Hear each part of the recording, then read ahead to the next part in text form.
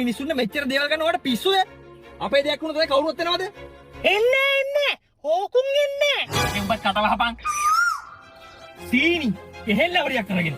Yoghurt මේ තේ කොළ ටින් එකකුත් අරගෙන. පිස්සුද? එහෙනම් අපි ඔක තියාගමු. තේ බිලි වරලා මොනවා හරි දාන්නත් පුළුවන් ටින් එකේ. ඕකුන්ගේ දුව බැන්දා. අපිට නිකමඩක් කිව්වද? මෙයා මේ 10 ගණන් වල බඩු අරන් එනවා. ඔව් පියතුමනි මගේ මගුලටත් ඕකුන් එන්නේ. මද? නෙබකට හබ. පියතුමනි බඩගිනී නේ. මට ගමන පටන් ගන්න කලින් මොනවා හරි කමුද? ආයෙ මොනව ගන්නද? මේ යෝගට් තියන්නේ. මේ ටින් එක පස්සෙන් තියා. ටින් එක අපිට තියාගෙන අතුරු තියන තේ කොළ ටික දාගෙන උන්ට ගෙනියන්න. අනේ නෑයන්ට ගෙනියන්න ගත්ත යෝගට් ටිකට පවුල පිටි කෙලලා අරිනවා.